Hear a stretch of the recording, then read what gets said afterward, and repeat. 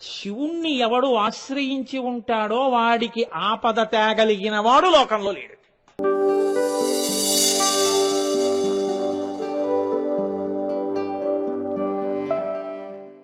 పరహితము చేయునెవ్వడు పరమహితుండగును భూత పంచకమునకున్ పరహితమే పరమధర్మము పరహితునకు నిదురులేదు పర్వేందుముఖి. అమృతంతో రాశారండి పద్యాలు. ఇవి సప్తధాతువుల్లో జీర్ణం కావలసినటువంటి పద్యాలు.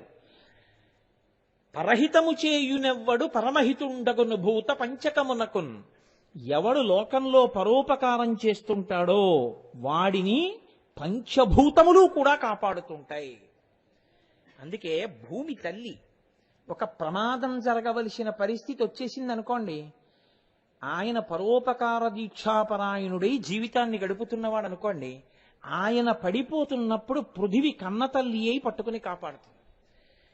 చాలా చమత్కారం అండి. ఎలా తప్పుకున్నానో తెలియదు, చాలా ఆశ్చర్యంగా చిన్న దెబ్బతో బయటపడ్డానంటాడు. అమ్మయ్యి పరుపై అమ్మ ఒడియై కాపాడుతుంది.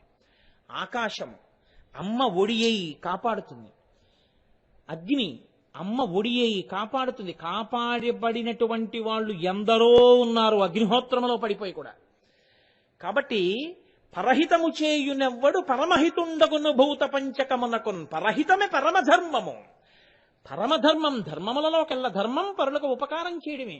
పరహితమే పరమధర్మము పరహితునకు నిదురు లేదు పర్వేందుముఖి. త్రికరణ శుద్ధిగా ఉపకార బుద్ధి తప్ప దానిలో ఆయనకి కించిత్ స్వార్థం కాని ప్రతిఫలాపేక్ష కాని లేనటువంటి వాణ్ణి సర్వకాలముల యందు సర్వేశ్వరుడు రక్ష చేస్తూనే ఉంటాడు. కాబట్టి పరహితము చేయునెవ్వడు పరమహితుండగును భూత పంచకమునకున్ పరహితమే పరమధర్మము పరహితునకు నిదురు లేదు పర్వేందుముఖి. హరిమదియానందించిన హరినాక్షి జగంబులెల్లయానందించున్. హరియును జగములు మెచ్చగా. చాలా సంతోషకరమైన విషయం కదది. నాకు శివాష్టోత్తరంలోనే విష్ణువల్లభ అనో నామం ఉంది, అది కూడా వచ్చేస్తుంది ఇందులోకి. కానీ నేను ఇప్పుడు చెప్పేయట్లేదు అనుకోండి, అలా కలిపేయట్లేదు, వదిలిపెట్టాను. ఎంత గొప్పగా కలుస్తోందో చూడండి. హరిమదియానందించిన హరినాక్షి జగంబులెల్లయానందించున్. హరియును జగములు మెచ్చక గరళము వారించుటప్పు కమలదలాక్షి.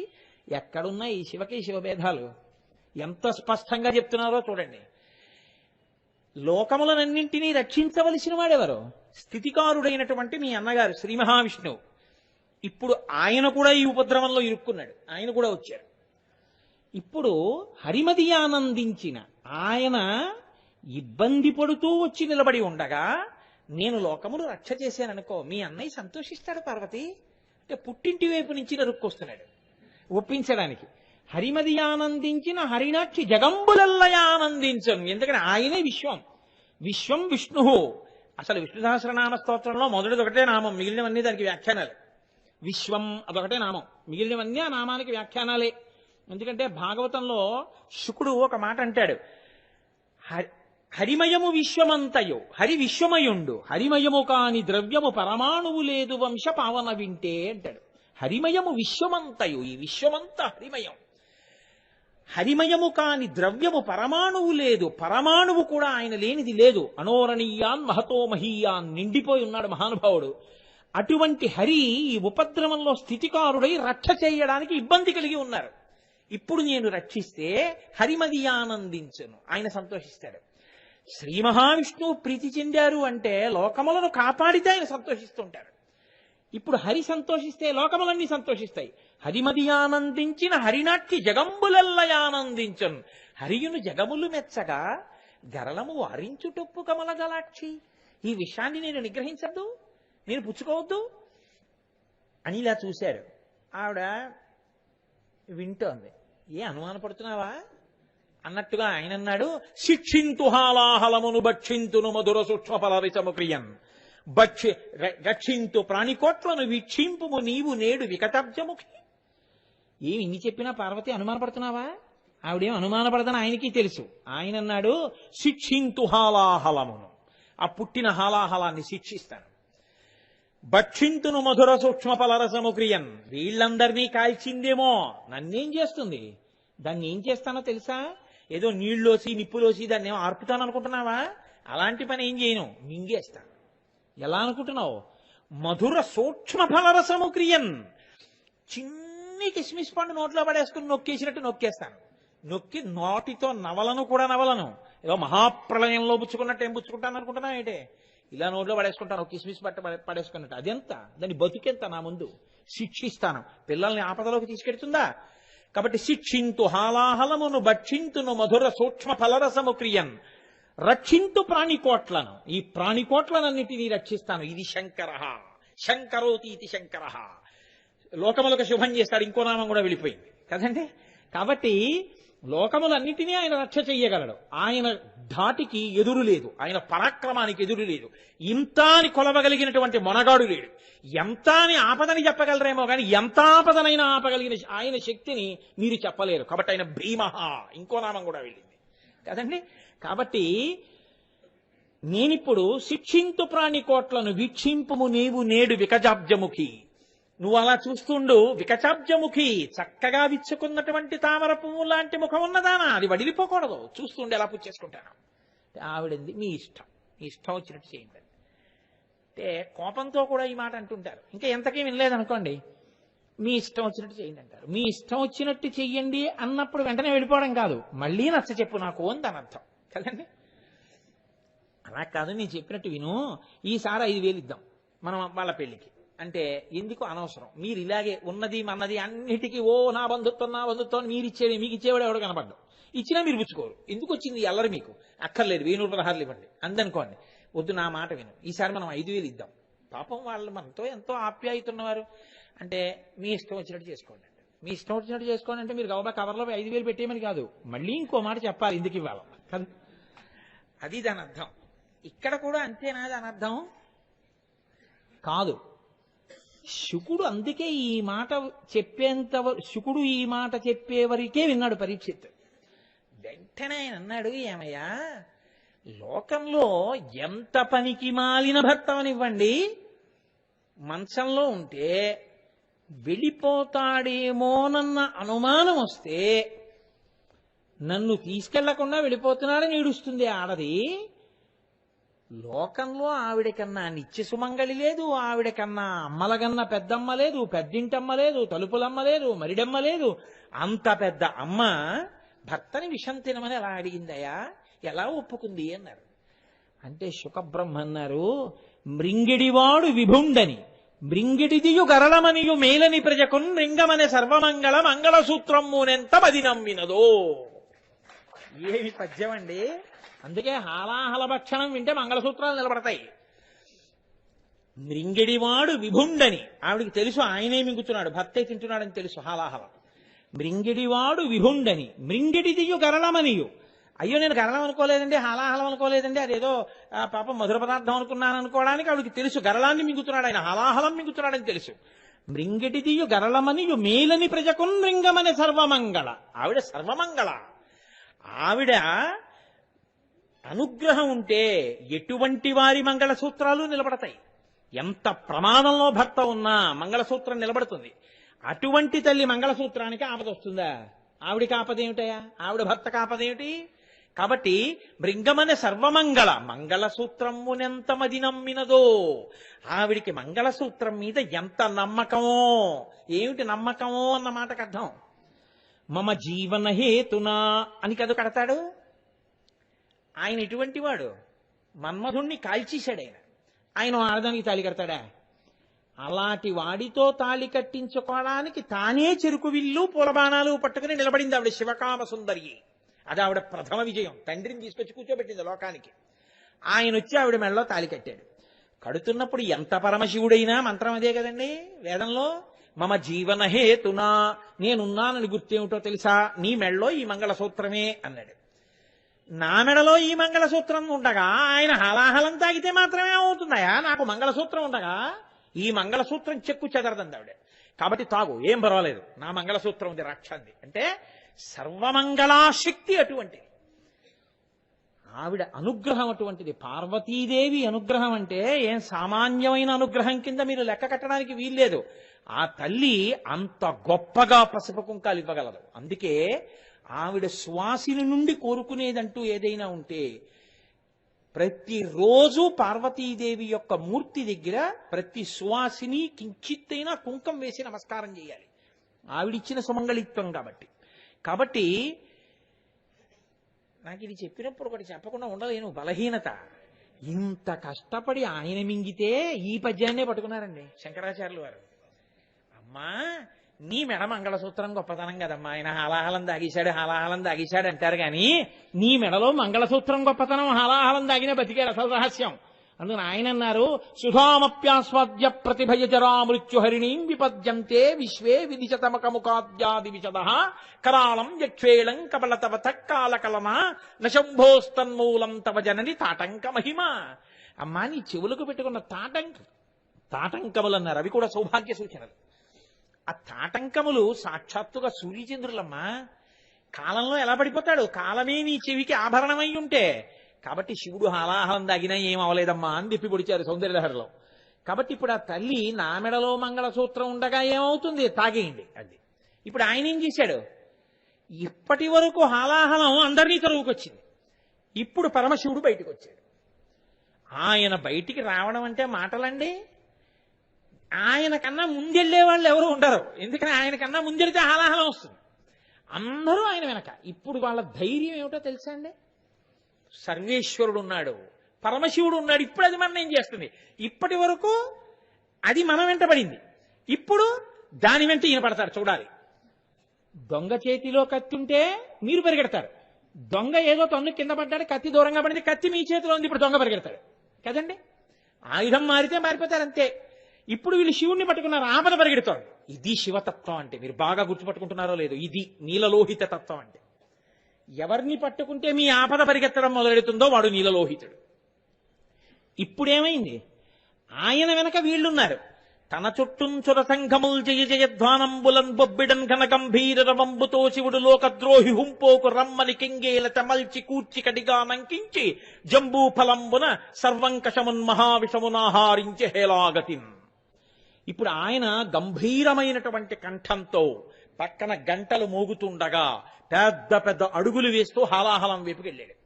ఆ హాలాహలం వెనక్కి తిరిగి పారిపోబోతోంది. ఆయన అన్నాడు, తన చుట్టూంచుర సంఘముల్ జయ జయధ్వానంబులన్ బొబ్బిడన్. ఆ దేవతలందరూ కూడా జయహో మహాదేవ శంకర పరమేశ్వర జయం జయం అని అరుస్తుంటే ఆయన హాలాహలం దగ్గరికి వెళ్ళాడు.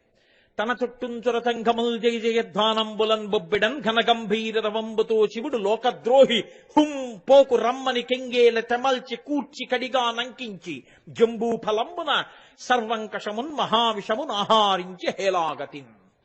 అలా పారిపోతున్నటువంటి హాలాహలం దగ్గరికి వెళ్ళి, ఎక్కడికి పారిపోతావే? పిల్లల్ని ఆపదలోకి తీసుకెళ్తావా? వాళ్ళని ఇబ్బంది పెడతావా? రాని సంగతి చెప్తానని ఆ హాలాహలాన్నంతటినీ కలిపి తన చేత్తో ఇలా పట్టుకున్నాడు. ఇది ఆయన శక్తి. హాలాహలాన్ని పట్టగలిగినంత చెయ్యి ఆయనది. అంటే ఆయన శక్తి ఏమిటో, ఆయన స్వరూపం ఏమిటో చూడండి. అది భీమహ ఉగ్రహ. ఆయన శక్తికి కొలత లేదు. ఆదిశక్తి ఆయన ఆవహించి ఉంటుంది. ఆ హాలాహలాన్ని ఇలా పైకెత్తాడు, దాన్ని ఇలా ఉండ చేశాడు. నేరేడు పండంత అయింది.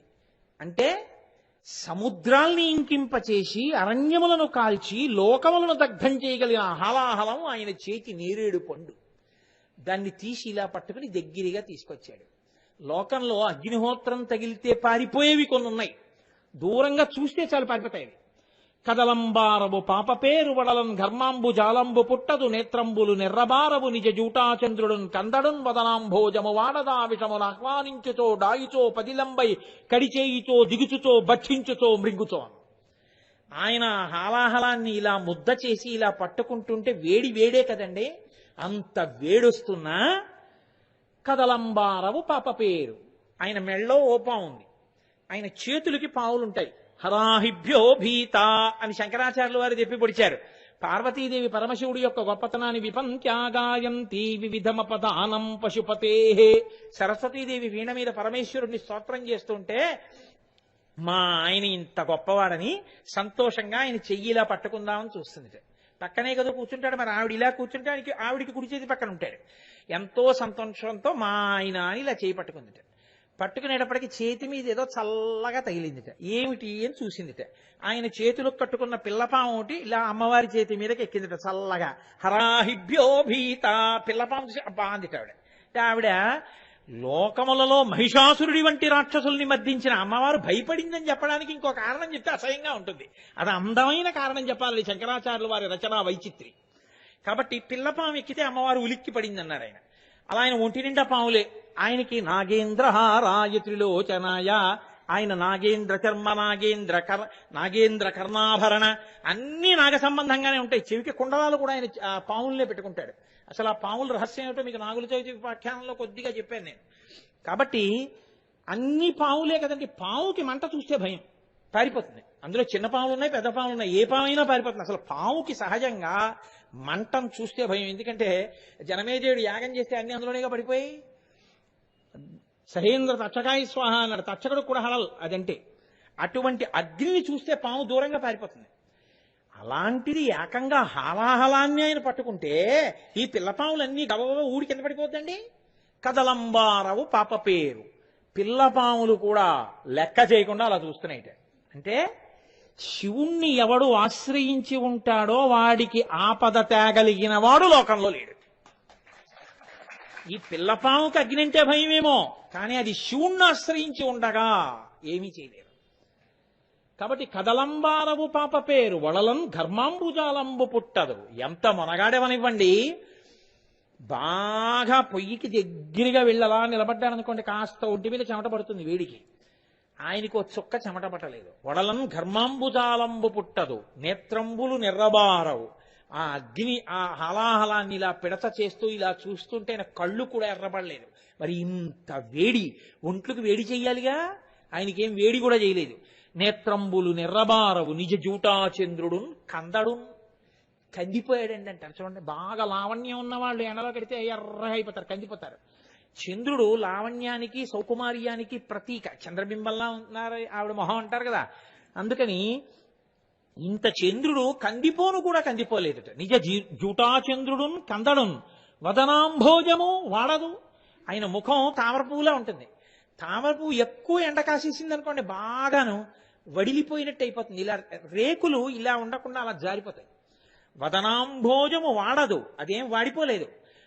వదనాంభోజము వాడదా విషమునాహ్వానించుచో డాయుచో పదిలంబై కడిచేయుచో దిగుచుచో భక్షించుచో మృంగుచో. ఆ హాలాహలం దగ్గరికి వెళ్ళినప్పుడు కానీ, చేత్తో పట్టుకున్నప్పుడు కానీ, నలిపినప్పుడు కానీ, ఉండ చేసినప్పుడు కానీ, నోట్లో పెట్టుకున్నప్పుడు కానీ, మింగినప్పుడు కానీ, కంఠంలో పెట్టుకున్నప్పుడు కానీ ఇవేమీ జరగలేదు. అంటే ఎవరు పరమశివుని యొక్క పాదములను మనసులో గట్టిగా పట్టుకుని ఉన్నాడో అటువంటి వాణ్ణి చనకగలిగినటువంటి ఆపద లోకంలో రాగలిగినటువంటి సమర్థత అప్పుడు కాదు, ఇప్పుడు కాదు, ఎప్పుడూ ఉండదు. అంతటి మహానుభావుడు పరమశివుడు. ఆయన పాదములంటే అంత గొప్పవి. కాబట్టి ఇప్పుడు ఆయన ఉదరము లోకంబులకును సదనంబకు తెరిగి శివుడు చటుల విషాగ్నిన్ కుదురుకొని కంఠబిలమున పదిలంబుగా నిలిపే సూక్ష్మఫలరసము క్రియన్. ఆయన హలాహలాన్ని తీసి నోట్లో పెట్టుకున్నాడు, మింగేద్దాం అనుకున్నాడు. లోకాలన్నీ కడుపులో ఉన్నాయి కాబట్టి ఇప్పుడు మింగాడా లోకాలు కాలిపోతాయి. బయటికి వదలలేదు, లోపలికి మింగలేదు, ఇక్కడ పెట్టుకుని ఉంచుకున్నాడు. ఇక్కడ పెట్టుకుని ఉంచుకుంటే అదేమైంది? హరుడు గలమునందు హాలాహలము పెట్ట కప్పు కలిగి తొడపు తరుణ నొప్పే సాధురక్షణంబె సజ్జనులకు నిన్న భూషణంబు కాదే భువరేంద్ర. తెల్లగా మెరిసిపోతూ ఉండేటటువంటి పరమశివుడి యొక్క కంఠం లోపల హాలాహలం ఉన్న కారణం చేత, దాని కాంతి చేత ఆయన కంఠం కొద్దిగా నల్లటి కాంతిని పొందింది. ఇంత తెల్లటి శివుడి కంఠం మీద నల్లటి కాంతితో కూడినటువంటి, అది కూడా మత్సలా ఉంటుందని మీరు అనుకోవద్దు. అందుకే శ్రీకంఠ అని పేరు ఆయనకి. విషానికి శ్రీ అని పేరు. శోభ, దాని కాంతి లోపల నుంచి ఈయన కాంతితో కలిసి తెలుపు నలుపులు కలిసిన నలుపుగా కంఠం మీద కనబడింది. ఇప్పుడు ఆ కంఠం చూడగానే తండ్రి మా కోసమని హాలాహలాన్ని ఇక్కడ పెట్టుకున్నావా, మింగకుండా వదలకుండా. ఏది ఒక్క 10 నిమిషాలు ఉమ్మీయకుండా మింగేయకుండా ఏదైనా కంఠంలో పెట్టుకోండి. అప్పటి నుంచి ఇప్పటి వరకు కంఠంలో విషాన్ని పెట్టుకున్నాడు మన కోసం. అటువంటి పరమేశ్వరుణ్ణి స్తోత్రం చేయకపోతే, ఆయనకి నమస్కరించకపోతే, శివలింగానికి అభిషేకం చేయకపోతే, శివాలయంలోకి వెళ్ళకపోతే, శివుడికి నమస్కరించకపోతే, వాడి కన్నా కృతజ్ఞనుడు లోకంలో ఇంకొకడు ఉంటాడా? ఆయన వల్ల బతికి ఆయన్ని విమర్శించినవాడు. అంతటి మహానుభావుడు పరమశివుడు అంటే. కాబట్టి ఆయనకి నీలకంఠ అని బిరుదు వచ్చింది. గరళకంఠ, శ్రీకంఠ, శితికంఠ, ఇవన్నీ ఆయనకు వచ్చినటువంటి పేర్లు. కాబట్టి హాలాహలభక్షణగత కథ హేలాగతి విన్న వ్రాయ నెలమి పటింపన్ వ్యాళానల వృశ్చికముల పాడై చెడరెట్టి జనులు భయ విరహితులై. ఈ హాలాహల భక్షణం అనేటటువంటి ఆఖ్యానమును ఎవరు వింటున్నారో అది విన్న వాళ్ళకి, అది చదివిన వాళ్ళకి, దాన్ని వ్రాసిన వాళ్ళకి పాము కరవదు. ఎందుకంటే వాడు హాలాహల భక్షణ కథ ఒకసారి విని ఉన్నాడు కాబట్టి వాడిని పాము కరవదు, తేళ్లు కరవవు. విషము శరీరంలోకి ఎక్కి వాడి ప్రాణం తీసేటటువంటి సందర్భం కలగదు. అయితే ఇది బాహ్యంలో అలాగని పుట్టలోకి వెళ్ళి చేపెట్టమని నా ఉద్దేశ్యం కాదు, ప్రమాదము జరగదు అని. కానీ అసలు పాములు కరవకపోవడం, తేళ్లు కరవకపోవడం అంటే ఏమిటో తెలుసా అండి? దాని రహస్యం తెల్లని శివుడి కంఠానికిట నల్లటి చిన్న మచ్చ వస్తే లోకంలో ఎంతటి కఠిన హృదయుడైనా కొంచెం బాధపడతాడు. అయ్యో అంత తెల్లటి స్వామి మన కోసం హలాహలం మింగి ఇక్కడ నల్లటి మచ్చ, శ్రీకంఠుడా, గరళకంఠుడా, శితికంఠుడా, అయ్యయ్యో తండ్రి, లేకపోతే స్ఫటికమణి నిభం అది కూడా తెల్లగా ఉండాలి కదా అని మనకు అనిపిస్తుంది. కానీ సంతోషించిన వారు ఒక్కరున్నారట. ఎవరో తెలుసా అండి? పార్వతీదేవి సంతోషించింది. ఎందుకని? లోకానికి ఉపకారం చెయ్యడమే తనకి ఆభరణం అనుకున్నాడు తప్ప తాను ఆభరణం పెట్టుకోవడం తెలియనివాడు పరమశివుడు. ఒకరికి ఇవ్వడమే ఆయనకు ఆభరణం తప్ప తను పెట్టుకోవడం రానివాడు. నేను పెట్టుకుంటే ఉంది, ఒకళ్ళకి ఇస్తే ఉంది ఆనందం అంటుంటాడు ఆయన. అందుకే అన్ని ఇతరులకు ఇస్తూ ఉంటాడు, పూర్ణుడు. అటువంటి పరమశివుడు ఇంత తెల్లగా ఉంటారు కదా లోకంలో. చూడండి, ఆయన కుర్తాలు అలిచి వేసుకుంటే చూడాలని ఉందంటుంది ఆవిడ. నాకు కుర్తాలు అలిచి ఏమిటి అంటాడు ఆయన. ఆఖరికి ఆవిడ ఏ పుట్టినరోజుకో ఎక్కడి నుంచో మొత్తానికి కొని తీసుకొచ్చేస్తుంది. కుర్తాలు అలిచి వేసుకోండి, కుర్తాలు అలిచి వేసుకోండి, తినేస్తుంది. ఆఖరికి ఆయన కోసం ఆయన ఎప్పుడప్పుడు వేసుకున్నాడు అనుకోండి, ఎంత చక్కగా ఉందో, వేసుకోవచ్చు కదా, వేసుకోరు, పోన్లేండి వేసుకున్నారు. ఏదో ఇన్నాళ్ళకి నేను మొత్తానికి మిమ్మల్ని ఇలా చూడాలనుకున్న కోరిక పెళ్ళైన 25 ఏళ్ళకి ఏదో కూతురు పెళ్లి రూపంలోనో ఎప్పుడో ఒకప్పుడు ఒకలానే చూడాలనుకున్నది చూశానని తృప్తిపడిపోతుంది కదా కాదు. అది భార్యకుండే కోరిక, సహజమైన కోరిక. అలా పార్వతీదేవి ఏం మురిసిపోయిందో తెలుసా అండి? ఇంత తెల్లగా ఉంటారే, ఈయన ఒక గొప్ప మణి మెడలో వేసుకుంటే, ఒక నీలమణి వేసుకుంటే, తెల్లటి ఒంటి మీద ఆ నీలమణి ప్రకాశిస్తే ఎంత అందంగా ఉంటారో చూడాలనుకునేది. అవన్నీ ఎందుకు పార్వతి అంటాడు ఆయన, వేసుకోడు. ఇప్పుడు ఆయన మెడలో కంఠంలో నల్లటి కాంతి కనపడితే, ఓ మా ఆయన నీలమణి వేసుకుంటే దాని కాంతి కంఠం మీద కొడితే ఇలా ఉంటుందని ఓ ఊహాచిత్రం గీసుకుని మురిసిపోయింది పిచ్చి తల్లి. అది వాళ్ళిద్దరు. జగత పితరవు వందే పార్వతీ పరమేశ్వరవు. బిడ్డల్ని రక్షించుకోవడమే తమ ప్రయోజనం అనుకునేటటువంటి వాడు.